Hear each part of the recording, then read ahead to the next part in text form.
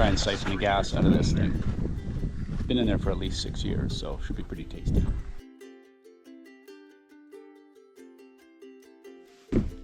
All right, where are we at? I think this is chapter 4 of the Wrangler Resto, and today we're going to move on to getting into the body a little bit. I'm going to get the doors off. Like I said before, it's a little bit weird filming these things. You got to film it a little bit out of sequence. Right now, Jeep has the doors off and I've got some sanding done underneath, but chronologically, what I'm going to be showing you is what we've already finished.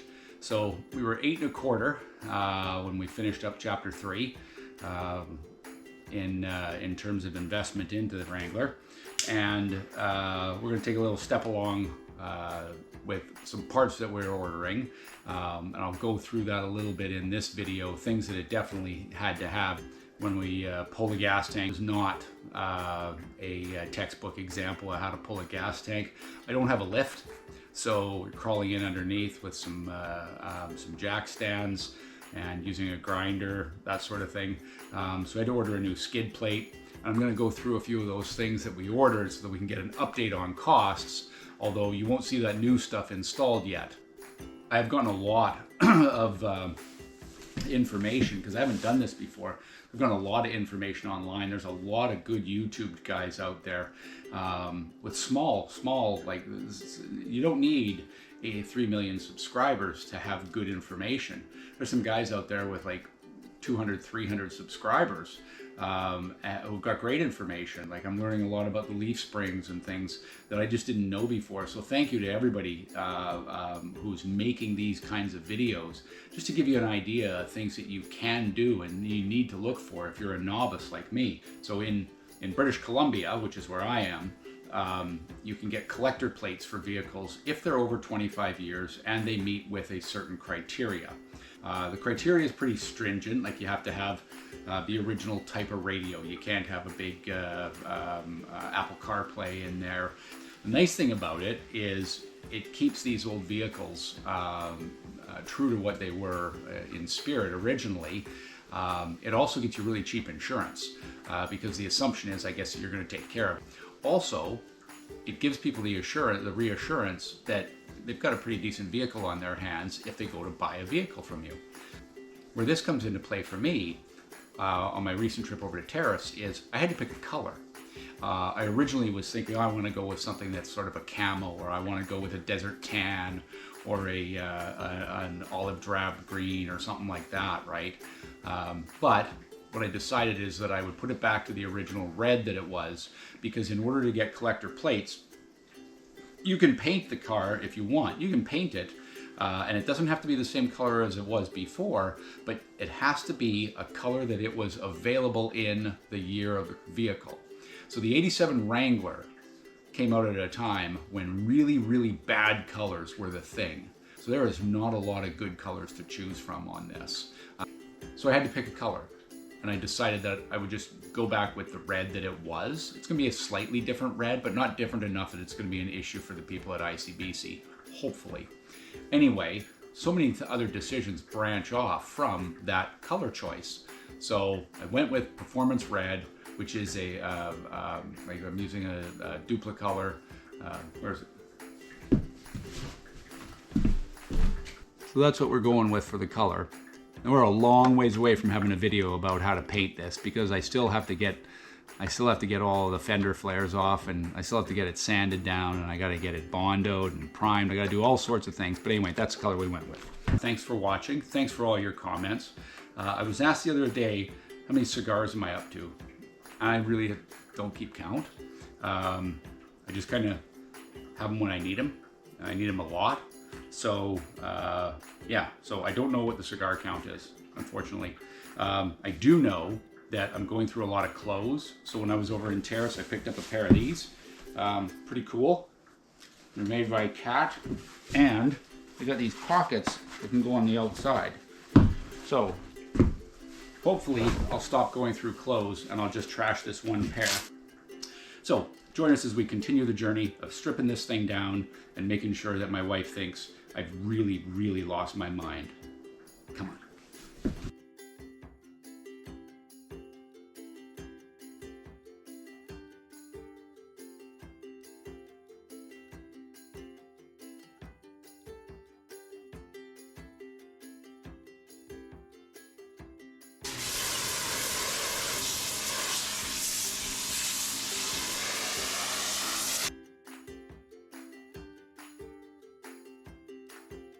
gonna take these side door panels off as well. They do have to get blasted off, but I'll take them off first. That's a Torx bit.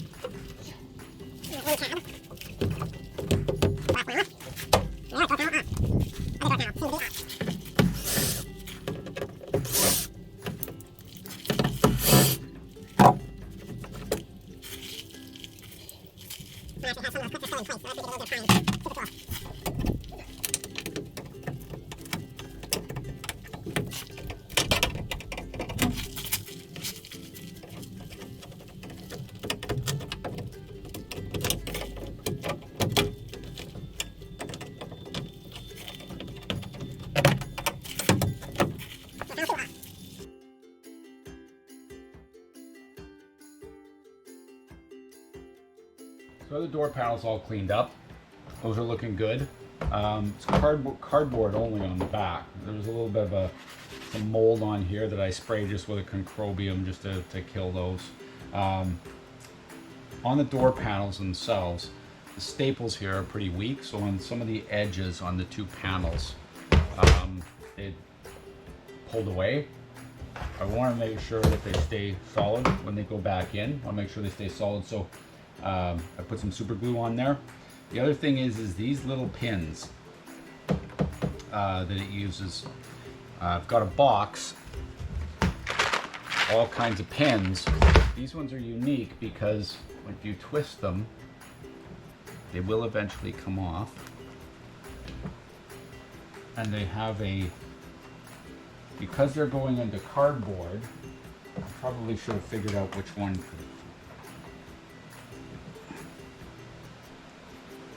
So, there's the pin, there's the hole, but they don't just push right solid in. They've actually got a little bit of a curve to them, so you want to make sure you don't lose these, right? They were stuck in the door. Fortunately, they were all still there, but they have this little curve to them. So what you do is you put this part in just under the cardboard first and you twist. Put that in, and you twist.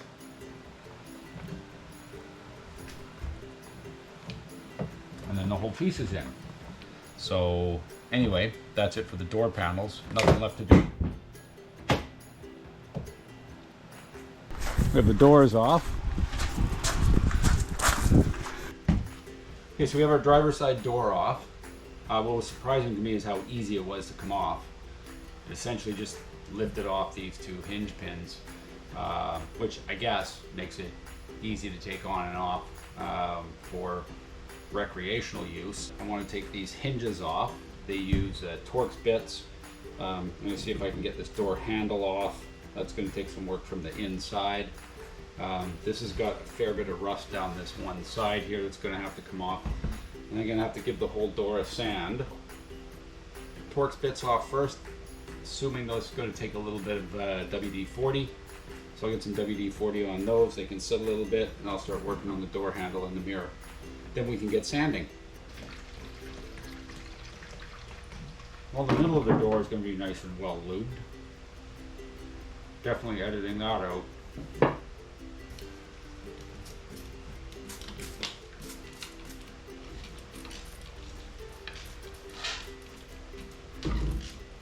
Come on, baby.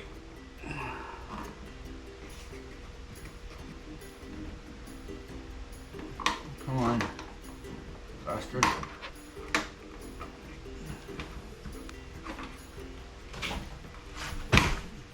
There we go.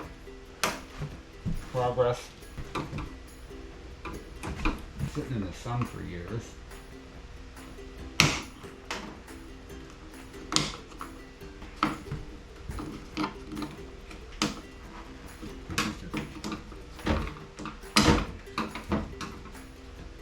Here we are.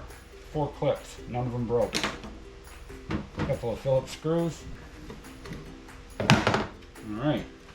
Fire them in a bag. Cover.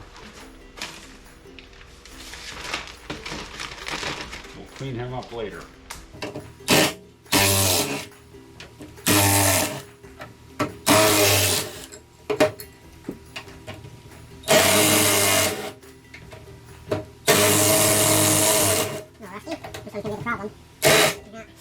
Stripped. Shit.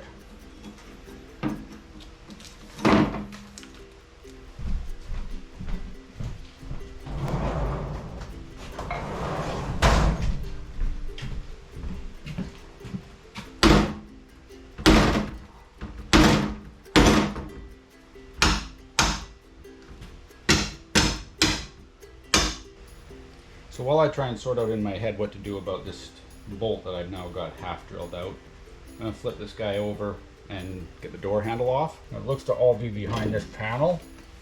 So we've got some Phillips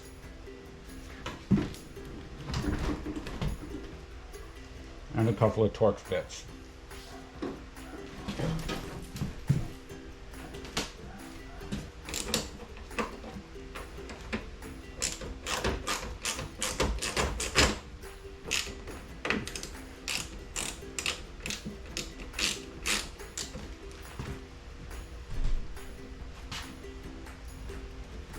We'll come back in a minute when I'm done this.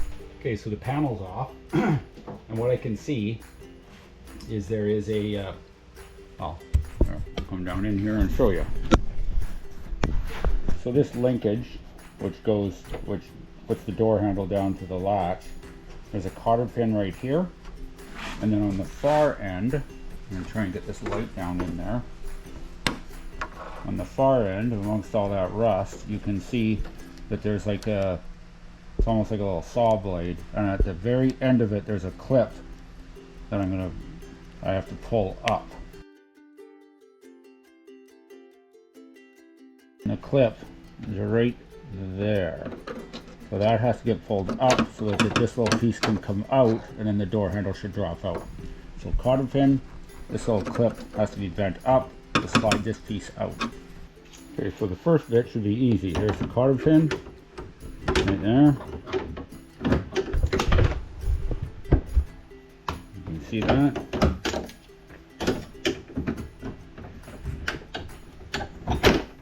There's cotter pin. But that's the side. The next bit should be a little bit more difficult, and that is getting this tab up. And so what I've got to do, this sawtooth thing has a hole on the end of it. So I'm going to try and grab it with the needle nose, and then I'm going to pull the tab up while also pulling this this other metal piece back. So how do we do that? So we'll pull this tab up, and we'll pull this piece back, which is, of course, is rusted in there. Okay, so it's out. You see the little sawtooth there? This little piece that it was connected to was pretty rusty, so I had to spray it.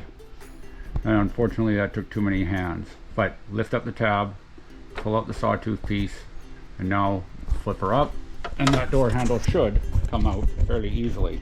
With the understanding that it's also pretty rusty. Oh,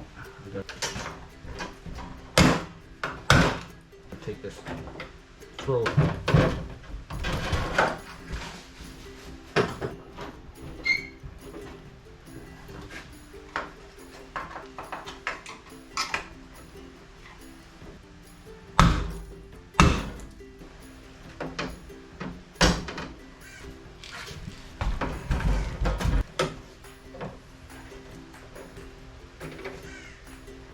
Oh, there's actually two saw pieces. There's another one on this side. So hopefully, I lift this pin, I lift this tab, get that out of the way.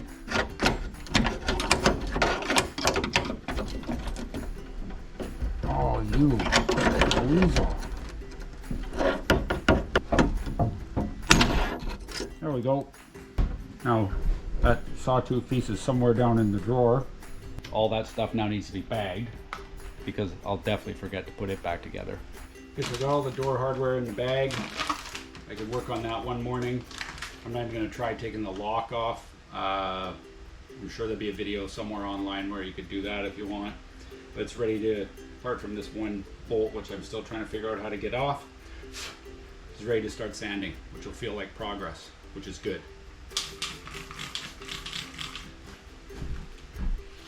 Good, you don't even need to paint it, Williams. So two things to think about. I'm doing the passenger side now, and the sawtooths run in the opposite direction, so they're easier to get out. The other thing to think about is to make sure that your windows are wound up when you're doing it, or you could break a window.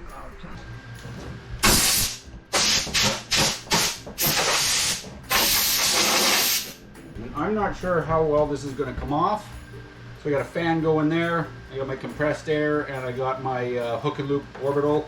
And I'm going to use 120 grit just to sort of see how it goes.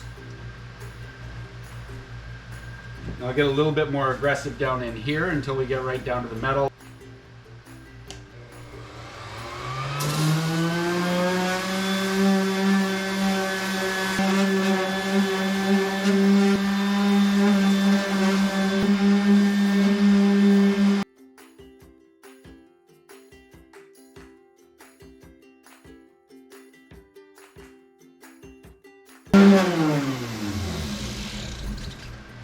Okay, so because we're pulling up red, the red right hand, that means that we're down below the coat, the top coat, and we're getting into paint, which is what we want.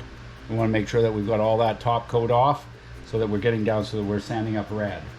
In these areas around here, I'm just going to use sandpaper by hand when I work around in these areas and up around on the window frame. And then I'll get the disc sander out to get on this rust. I'm going to continue with this for a little while, and then I'll get on the hand sanding. Coming along good.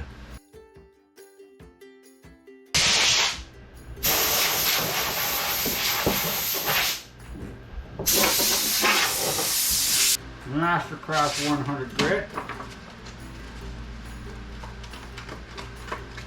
And I learned this from Bad Chad. I'm going to fold this in 3. Right?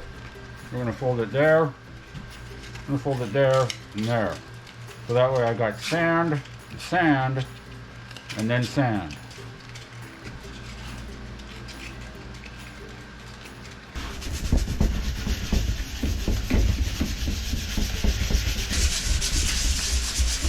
There's other little rust spots along here I noticed that I didn't even see until I got sanding, and then they just sort of pop up. So it's a good thing they got that disc sander, the orbital sander over everything, because it caused these ones to pop up.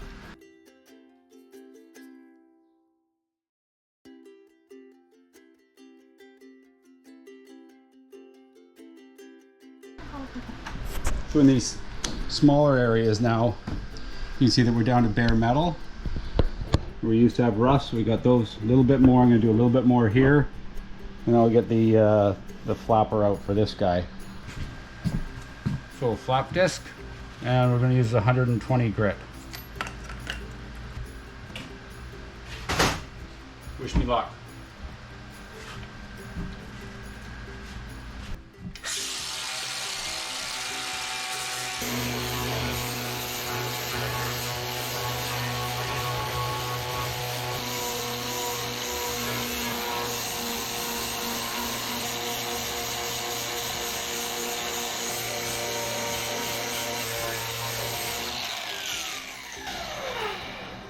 If you look down there, so we've gone past where the rust ends. So we're just back to clean metal now. No vives el agua.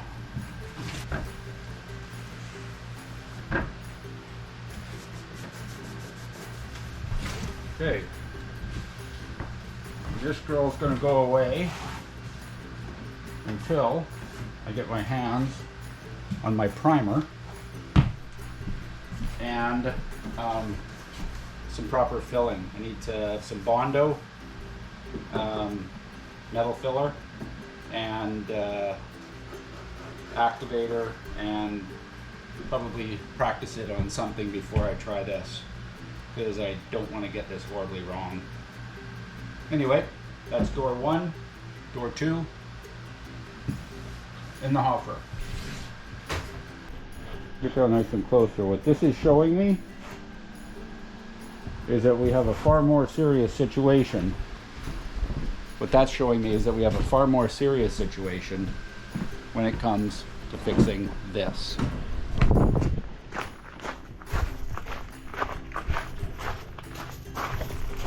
So this is going to be a lot uglier than I thought it was. In fact, I'm not sure. Yeah, see, this is falling apart just as I hit it. So there's no metal left here. So this is going to have to be cut out and laugh welded, I guess, which I've never done. So should be interesting.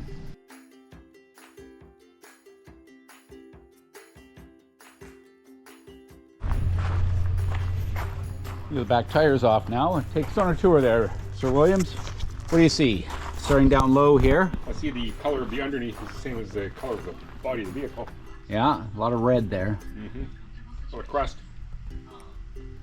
So is this a is this an option that came on the? No, not necessarily. It looks like somebody bolted a trailer hitch. There's a trailer hitch bolted onto the side of that, presumably in case you need to haul something sideways. Now I noticed on the Wrangler, that Wrangler, there's a shock or a strut of some kind coming down. What do we got here? You got nothing. We have nothing. Tell me at least that this frame is supposed to be bowed like that. Yeah, well, it's supposed to be bowed like that. Yeah, okay. That's a bonus. That looks. That's the good side. This is the good side. Well, for the frame, anyway. Oh, yeah. And is that normal? No. That looks like it's bent a little or missing a little. That's where the shock would go. Yep. No shock's going on there anytime soon. Yeah, we're starting to get into the ugly bits. We gotta get that gas tank out. Yeah, I'll get that out. Yeah, looks like the gas tank. Oh, this is a. That's what holds it in. Yeah. That's to sort of increase airflow, presumably. I think we're about to get into the stuff that starts costing money. I'm gonna hit this bad boy with a pressure washer underneath now.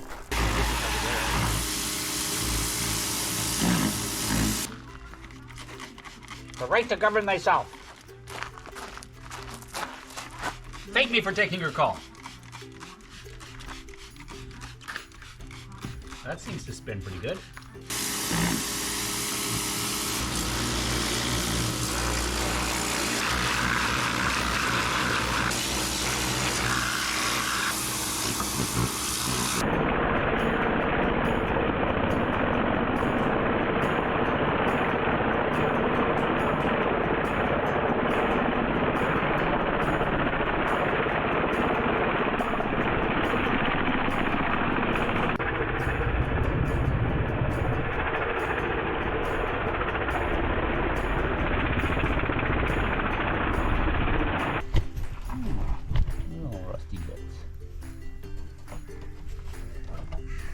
Yeah, because it takes like a 90-degree turn, so I don't know that I'm going to be able to get too much into there.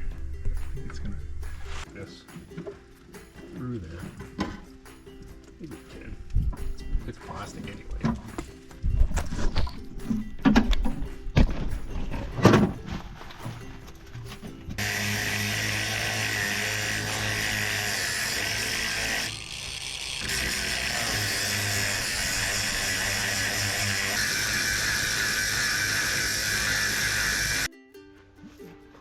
Ourselves a little bit of rust here, or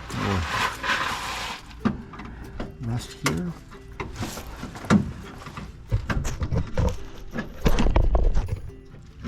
Feel like I'm helping. Build back around. That doesn't even have a clamp on it. Well, it looks like the bottom two do. I don't see one on the top. Yeah. Pretty rough underneath here. Oh yeah. Ugh. Skunky gas. I think if I lift up and we drop your side first. You can't because the filler neck's here. It's got to be your side first.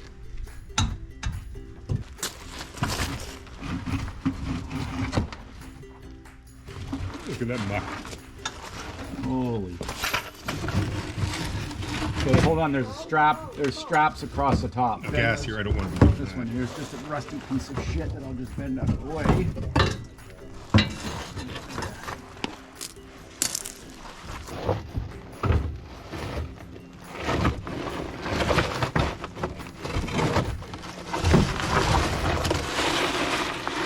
There she is.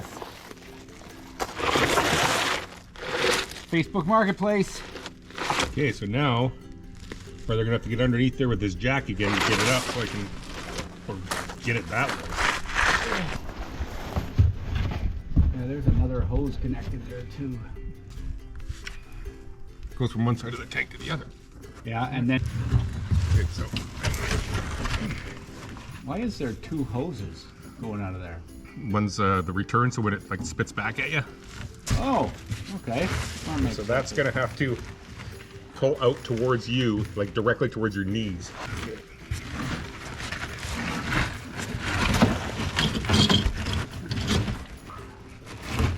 Okay, Hang on. and then you've got the electrical there. That's Yeah. just a quick disconnect by the look of it. It's just got a little bit more expensive. Okay, so I'm going to throw in the dark stuff because we're going in underneath. We're going to start grinding off that that rust, see what's left. But we'll see what else falls apart when we're under there. So, should be good.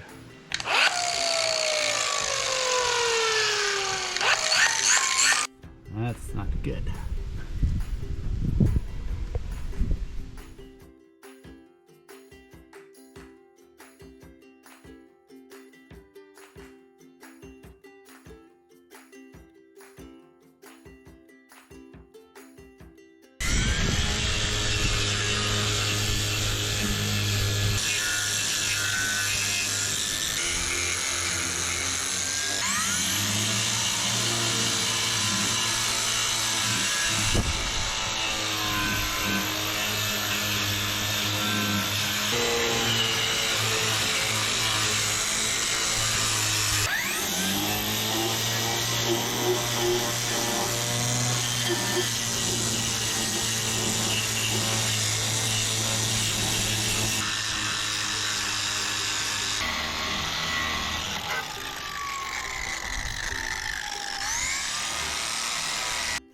That cup grinder is definitely the shit, but chews through the batteries and the forearms, so that's gonna be more than a one-day process.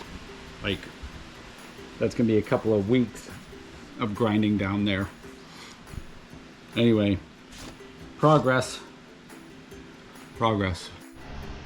Holy shit, so I just found this thing. Watch what it does.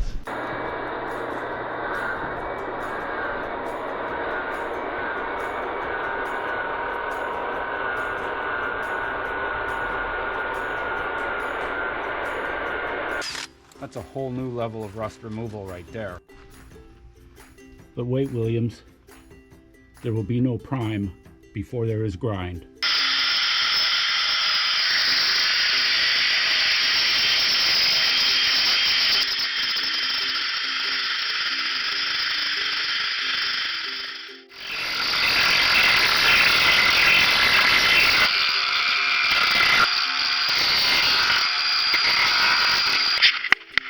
Here's an intriguing little bonus. Inches of mud and shit under the skid plate. I guess I shouldn't be surprised about that. But I can't really see it, but maybe the lid cam can. So we're full of dirt. So I gotta scoop all of this shit out somehow. Lord, it's thick in here.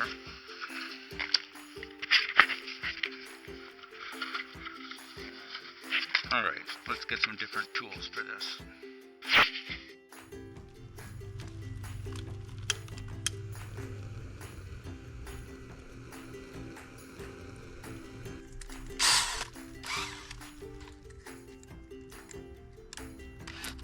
set depth.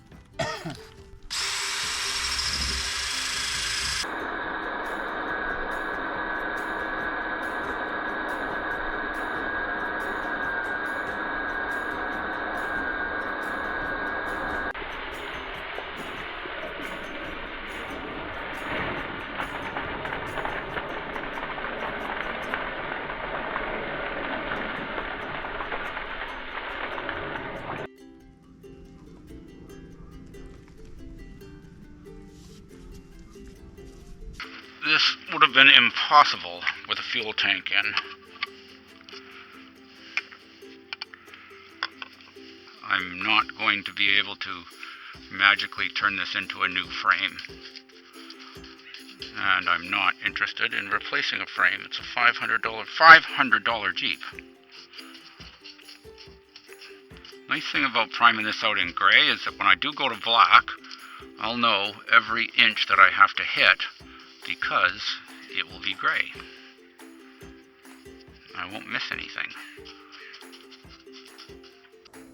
Well, this seems like a pretty good spot to shut her down now. We got it, the underside of the frame wire wheeled, and got a bunch of the rust off and got it primed. I'm not going to fully get it off. I've accepted that. We have also got the doors off. We've got the wheels off. I got a fair bit accomplished. Just going over the costs, paid $18 for a new shifter knob. That'll come up later. But the new tank plate was $200. It's not in yet. The tank straps were another $25. Okay, so we've added another $480 into materials that are going to go into the areas that we ripped apart here. Most of it being the skid plate for the gas tank. Man, that thing was in terrible shape. So another $480 onto, what are we, 8 1/4, I think, at the start of this. So that's 1,200 1/4, 1,200 and 1,305 bucks. I'll check that. If I'm right, put I'm right down here. If I'm wrong, I'll put what it actually is down here. It's becoming more and more apparent that that front window is going to be a real problem. I mean, the window itself is cracked, but the frame around it is so badly rusted and the seals are so badly gone. Hoping that I can reach out to a fellow down on Vancouver Island, because he's posted that he's got one on Marketplace. So hopefully, fingers crossed, I can get myself a new entire window frame assembly. So thanks for watching, and we will catch you on the next video.